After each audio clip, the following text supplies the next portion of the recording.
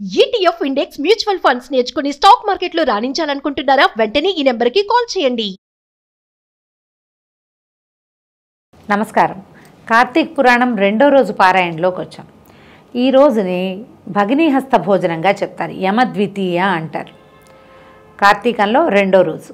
అయితే దీనికి చాలా ప్రత్యేకమైన గాథ ఒకటి చెప్పుకుంటాం మనం. యముడు తన సోదరి అయినటువంటి యమి దగ్గరికి, యమునా నది అని కూడా చెప్తారు, ఆమె దగ్గరికి భోజనానికి వెళ్ళాడట ఈ రోజున. అయితే అట్లా వచ్చినప్పుడు ఆమె చాలా సంతోషించిందనమాట. ఆవిడ ఎన్నిసార్లు అన్నయ్యని రమ్మని తన ఇంటికి అడుగుతూ ఉండేదట.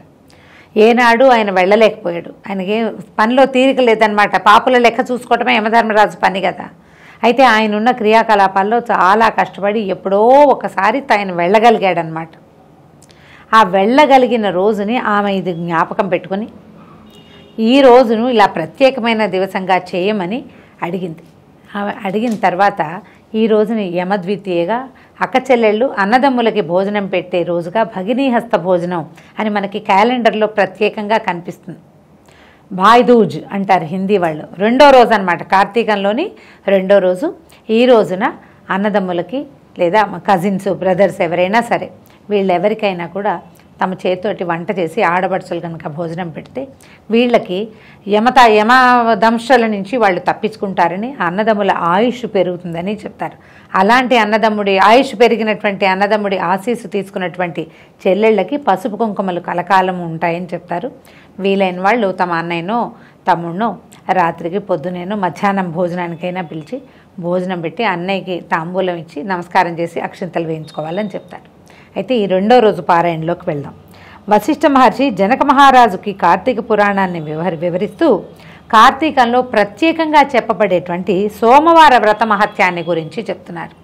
మామూలుగా సంవత్సరం అంతా వచ్చే సోమవారాలు మనం ప్రత్యేకంగానే చెప్తాం. శివుడికి సోమవారం ప్రీతి అని చెప్పుకుంటాం.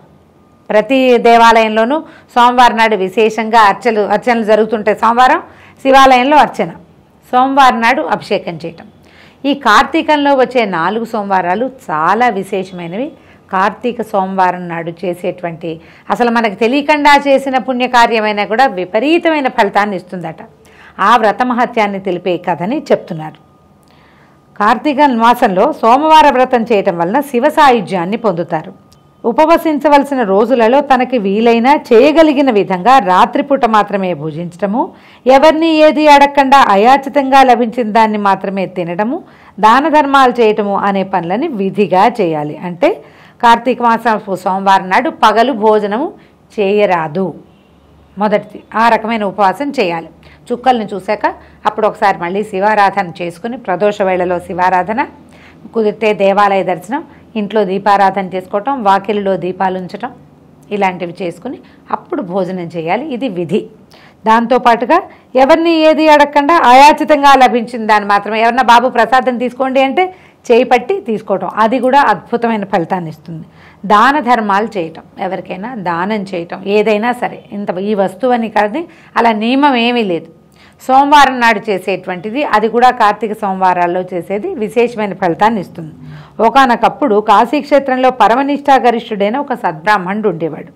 ఆయనకి అత్యంత సౌందర్యవంతురాలు, దుర్గుణాలకి నిలయమైనటువంటి, కులాచారాల్లో భక్తి, స్త్రీకి ఉండవలసినటువంటి అంటే సాత్విక గుణాలు లేనటువంటి నిష్ఠుర అనే ఒక కుమార్తె ఉండేదట. ఆమె మహాసౌందర్యవతి, కానీ సాత్వికత లేదు, సద్గుణాలు లేవు. అయితే ఈ నిష్ఠురని మంచిదారిలో పెట్టడానికి తండ్రి నయాన భయాన చాలా రకాల ప్రయత్నాలు చేశారు, కానీ ఆయన వల్ల కాల. యవనవతి అయిన తర్వాత నిష్ఠురని సౌరాష్ట్ర దేశస్థుడైన ఒక బ్రాహ్మణుడికి ఇచ్చి వివాహం చేశారట. అయితే ఈమె భర్తతోటి సరిగా ఉండేది కాదు. ఆయన ఆమె సౌందర్యానికి దాసానుదాసుడైపోయి ఆమె ఎంత నిర్లక్ష్యంగా చూసినా ఆయన ప్రేమానురాగాలతోటే చూసుకుంటూ ఉండేవాడు. ఆమె సరిగ్గా ఉండేది కాదు, ఆయన బాగానే ఉండేవాడు. అయితే క్రమంగా ఏంటంటే ఈవిడికి తన అందం వల్ల, ఆవిడకి దొరికిన స్వేచ్ఛ వల్ల కూడా, అంటే భర్త ఒప్పుకోవటం వల్ల, అత్తమామల కోడల ప్రవర్తనని భరించలేక చాలా గట్టిగా కేకలేసినప్పటికీ కూడా పరపురుష సాంగత్యంతో మితిమీరి ప్రవర్తించేది. దేహ సౌందర్యం మీద అభిమానం ఉండే వ్యక్తులు ఇలాగా ప్రవర్తిస్తారని పూర్వకాలం నుంచి కూడా ఉన్నారని తెలుస్తుంది ఈ కథలతోటి. అయితే ఇలాగా విపరీతమైన ప్రవర్తన కలిగిన ఈ అమ్మాయిని ఏ రకంగానూ అదుపులో పెట్టలేకపోయారు. అత్తమామలు, తల్లి తండ్రే ఏమీ చేయలేకపోయాడు, అత్తమామ అసలు చేయలేకపోయారు. ఇక పైగా కుమారుడికి భార్య మీద ఉన్నటువంటి వ్యామోహానికి కూడా వాళ్ళు అడ్డం చెప్పలేకపోయారనమాట. విసిగిపోయి వాళ్లే ఇల్లు వదిలిపెట్టి వెళ్ళిపోయారట ఎక్కడికో. అయితే పెద్దవాళ్ళ అడ్డు కూడా లేకపోవడంతో నిష్ఠుర యొక్క ఆగడాలకి అడ్డు అదుపు రెండూ లేవు. ఎప్పుడైనా ఓసారి భర్త తనని మందలించినా కూడా నిష్ఠుర సహించేది కాదు. తనకు అడ్డుగా ఉన్న భర్తను తొలగించుకోవాలని నిశ్చయించుకున్నటువంటి నిష్ఠుర తన స్నేహితులలో ఒకళ్ళిద్దరి సహాయం తీసుకుని అర్ధరాత్రి సమయంలో తన భర్త తల పగలగొట్టేసి అతన్ని తన నుంచి అడ్డు తొలగించేసుకుంది. అతని శవాన్ని తీసుకెళ్ళి ఊరి బయట నూతిలో పారేయించేసిందట. విపరీతమైన స్వేచ్ఛ లభించింది. ఇప్పుడు భర్త మరణానికి కారణం అవ్వటం ఒక తప్పైతే, చంపటం ఒక తప్పైతే, కనీసం అతనికి ఉత్తర క్రియలు కూడా కానివ్వకుండా బ్రాహ్మణ్ణి అలా అతని శవాన్ని అనాథప్రేతంగా వదిలేయటం వల్ల ఇంకా పెద్ద పాపం అయిపోయిందనమాట అది. తర్వాత క్రమంగా రెచ్చిపోయింది. విపరీతమైన స్నేహాలు, అడ్డు ఆపు లేదు. తనలాంటి దుష్ప్రవర్తన తన స్నేహితులకు కూడా నేర్పించేది. ఎవరైనా భర్తలతోటి కుదురుగా సంసారం చేసుకునే స్త్రీలు చూస్తే ఆమెకు నచ్చేది కాదట. నచ్చక వారికి ఇతర పురుషులతోటి స్నేహాలు కల్పించి ఒక విపరీతమైన మితిమీరిన విశృంఖలమైన ప్రవర్తనతోటే ఉంటూ ఉండేది. క్రమంగా అందరూ చీదరించుకునే వాళ్ళ అమ్మాయిని. అయితే ఎల్లకాలము యవనావస్థ ఎవరికీ ఉండదు. ఏ కాలంలో అయినాను కొంతకాలానికి వార్ధక్యం ముంచుకొచ్చినటువంటి నిష్ఠురని ఎవ్వరూ ఆమె దగ్గరకు వచ్చేవాళ్ళు. అందరూ చీదరించుకునేవాళ్ళట, ఆదరించేవాళ్లే లేరు. అయితే కొంతకాలానికి ఒంటరిగా ఉండి తొలి కాలంలో 3-4 మగవాళ్ళు తోడుగా ఉండే ఆమెకి క్రమంగా ఏమైంది, ఎవరికైనా వృద్ధాప్యం తప్పదు కదా. అయితే వృద్ధాప్యం వచ్చేసరికల్లా ఈమె ఒళ్ళంతా ఒక రకమైన రకరకాల తిరుగుళ్ళు, మంచి దుష్ప్రవర్తన వల్ల, మంచి ప్రవర్తన లేదు కదా, ఒంటి నిండా వ్రణాలు వచ్చి వాటి నుంచి చీము రసి కారుతూ చాలా బాధపడేదట. క్రమంగా కుష్టు వ్యాధిలోకి దించింది. చుట్టుపక్కల ఎవ్వరూ ఆమెను చూసేవారు కాదు. అవటానికి బ్రాహ్మణ జాతికి చెందిదైనా ఆమె వాళ్ళ తన బంధువులు ఉండే ప్రాంతంలో ఉండటం కూడా ఏనాడో మానేసింది. ఆమెను చూసేవాళ్ళు ఎవరు లేరు.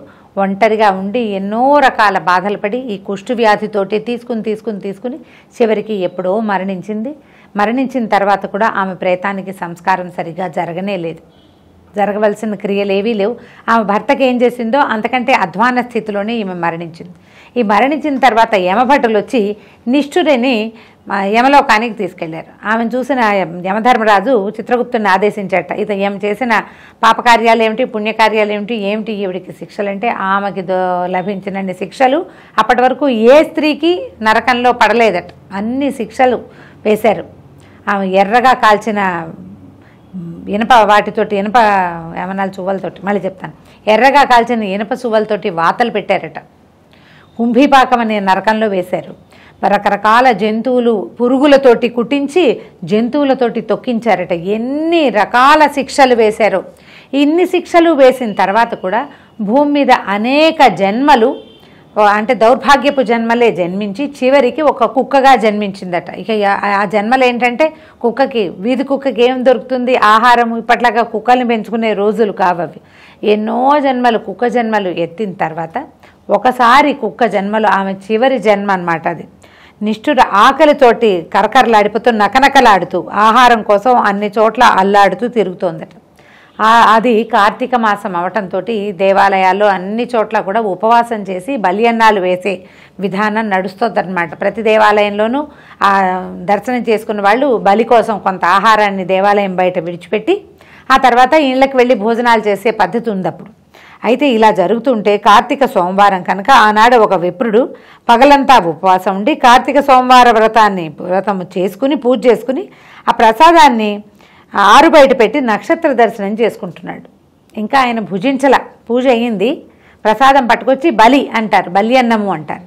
ఆ అన్నాన్ని తీసుకొచ్చి బయట పెట్టాడు. ఒక ఆకు తీసుకొచ్చి బయట పెట్టాడు. ఎవరో ఒకళ్ళకి అని, జంతువులైనా తీసుకుంటాయి, ఎవరైనా మనుషులు కనపడితే వాళ్ళని కూడా భోజనానికి పిలుస్తారు, సహభోజనానికి. ఈ కార్తీక సోమవార ఉపవాసాల్లో ఇది చాలా ప్రత్యేకంగా చెప్తారండి. మనం ఉపవాసం ఉండి రాత్రి భోజనం చేసేటప్పుడు ఎవరైనా స్నేహితులనో మిత్రులనో అతిథి అభ్యాగతులను ఎవరో ఒకరిని మనతో సహపంక్తిన భోజనానికి పిలిస్తే విశేషమైన ఫలితం లభిస్తుంది అంటారు. ప్రసాదాన్ని కదా మనం వినిమయం చేస్తాం కాబట్టి వాళ్ళకు కూడా మంచిదే, మనకి మంచిదే అన్నమాట. ఈ అన్నాన్ని తీసుకొచ్చి బయట పెట్టాడు. పెట్టేసరికల్లా ఈ పగలల్లా ఆకలితోటి తిరుగుతున్నటువంటి సునకంగా ఉన్న నిష్ఠుర ఆరు బయట పెట్టబడినటువంటి ఆ బలి అన్నాన్ని తిన్నదట.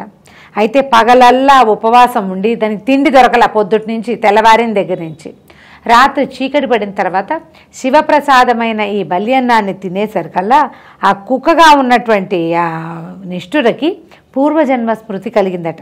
తను ఎక్కడ పుట్టింది, ఏం చేసింది, ఎలాంటి దుష్ప్రవర్తన చేసింది, ఏ ఏ చోట్లకి వెళ్ళి ఎలా చరించింది, ఆ తర్వాత తను ఎట్లా మరణించింది, ఎన్ని బాధలు పడింది, తర్వాత ఎన్ని జన్మలు వచ్చాయో అది మొత్తం కళ్ళకు కట్టినట్టుగా సినిమాలాగా కనిపించేసింది అనమాట. కనిపించేసరికల్లా భయపడి ఆ కుక్క స్వరూపంలో ఉన్న ఈ నిష్ఠుర పిచ్చి కేకలు పెట్టి అరిచి ఏడ్చిందట. మన ముందు జరిగినవి సీన్లు కంటి ముందు కనపడుతుంటే ఒక రకమైన ఆక్రోశము ఉద్వేగము వచ్చేస్తాయి కదా. అరిచేసరికల్లా అరిచి ఆ బల్యన్నాన్ని పెట్టి లోపల కూర్చుని భోజనాన్ని కూర్చోపోతున్న బ్రాహ్మణ్ణి గొంతెత్తి పిలిచిందట. ఓ బ్రాహ్మణుడా, నన్ను రక్షించు, నన్ను కాపాడమనేసరికల్లా ఆయన పరిగెత్తుకుంటూ బయటికి వచ్చాడు. వచ్చి చూసి దయార్థ హృదయుడైనటువంటి ఆ బ్రాహ్మణుడు తన యొక్క ఎన్నో సంవత్సరాలుగా చేస్తున్నటువంటి కార్తీక మాస వ్రత పుణ్య మహిమ వల్ల ఈమె యొక్క పూర్వజన్మల్లో వచ్చినటువంటి సమస్యలు, ఇప్పుడు ఆమె ఎలాంటి జన్మలో ఉంది, ఆమెకి ఎన్ని నరక బాధలు పడింది, అది మొత్తం తెలుసుకున్నాడు. తెలుసుకుని ఏమనుకున్నాడంటే తను బలిగా పెట్టినటువంటి శివప్రసాదాన్ని తినటం వల్లే ఈ కుక్కకి ఇలాంటి జ్ఞానం కలిగింది, ఇలా మానవ స్వరంలో మాట్లాడుతోందని తెలుసుకుని ఆయన ఏం చేశాడంటే ఆ సోమవారం నాడు తాను చేసినటువంటి సోమవార వ్రత ఫలితాన్ని నిష్ఠురకి ధారపోశాడు. ఇది చూడండి, నేను చేసుకున్న వ్రతాన్ని కుక్కకి ధారపోయటం ఏమిటి, అది కూడా ఒక పాపిష్టి జన్మ, సరైన ప్రవర్తన లేని ఒక స్త్రీ జన్మెత్తి ఆ తర్వాత ఎన్నో నరకాలు పడి అత్తమామల్ని సరిగా చూడలేదు, భర్తను చంపేసింది, ఎంతమందితో దుష్ప్రవర్తనతో ప్రవర్తించింది, ఎంతమందినో చెడగొట్టింది, దీనికి ఇవ్వటం ఏమిటని ఆలోచించాల ఆయన. దానంగా భావించాడు, ఆమెకు అవసరము దానం చేశాడంతే. తన సోమవార వ్రత ఫలితాన్ని, ఆ రోజు వ్రత ఫలితాన్ని ఆ అమ్మాయికి ధారపోసాడట. అయితే దాంతో ఆ కుక్క యొక్క జన్మజన్మాంతరాలలోని పాపాలన్నీ పటాపంచలే దివ్య రూపం లభించింది, శివానుగ్రహం కూడా కలిగింది. కైలాసం నుంచి పుష్పక విమానం వచ్చిందట. నిష్ఠురను దానిలో ఎక్కించుకుని శివుని సమీపానికి శివపార్షదులు, శివభటులు, శివుని ప్రమథగణాలే స్వయంగా వచ్చి ఈ నిష్ఠురని తమతో తీసుకెళ్ళిపోయినాయి. అవశ్యం అనుభోక్తవ్యం కృతం కర్మ శుభాశుభం అంటుంది శాస్త్రం. మనం శుభం కానీ అశుభం కానీ కర్మ ఏది ఆచరించినా అవశ్యం అనుభోక్తవ్యం, తప్పకుండా అనుభవించి తీరవలసిందే, దాన్ని తప్పించుకోలేం.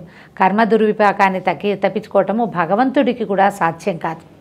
కర్మని అనుభవించే పోగొట్టుకోవాలని చెప్తారు.